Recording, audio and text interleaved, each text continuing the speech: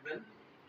এই পর্যায়ে সংক্ষিপ্ত বক্তব্য দেওয়ার জন্য অনুরোধ করছি চট্টগ্রাম লাইভের সম্মানিত উপদেষ্টা আমার বড় ভাই জনাব মাহবুব ইসলাম চৌধুরী।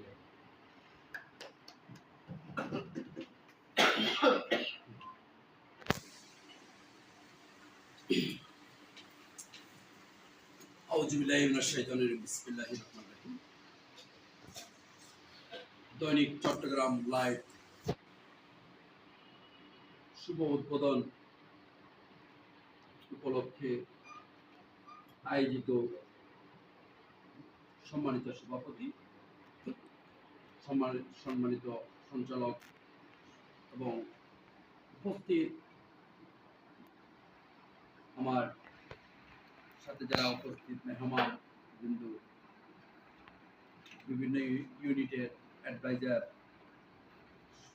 যারা আছেন, সকলকে আমার আন্তরিক শুভেচ্ছা ও ধন্যবাদ জানাচ্ছি।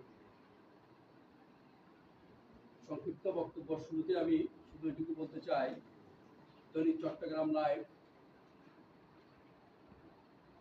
সামনের দিকে এগিয়ে যাওয়ার জন্য যে পাটা আজকে থেকে শুরু হলো, যে পাটা আজকে রেখেছে, এখান থেকে যেন অনেক দূর যেতে পারে, এটি যেন শুধু চট্টগ্রামের মধ্যে সীমাবদ্ধ না থাকে, এটি যেন সারা বাংলাদেশের মধ্যে আলোকিত একটি নাম হয়ে উঠুক দৈনিক চট্টগ্রাম লাইভ। এই শব্দটি প্রত্যেকটি 18 কোটি মানুষের কাছে পৌঁছানোর জন্য, 18 কোটি মানুষের হৃদয়ে যাওয়ার জন্য কিছু কাজ করতে হবে। সেই কাজটি হলো আমাদেরকে প্রথমত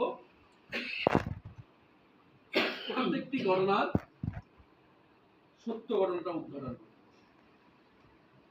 যেখানে খুন খারাপি, যেখানে অন্যায়, সেখানে দৈনিক চট্টগ্রাম লাইভ রিপোর্টাররা পৌঁছাতে হবে, ওনারা সত্য ঘটনাটা উদ্ঘাটন করতে হবে।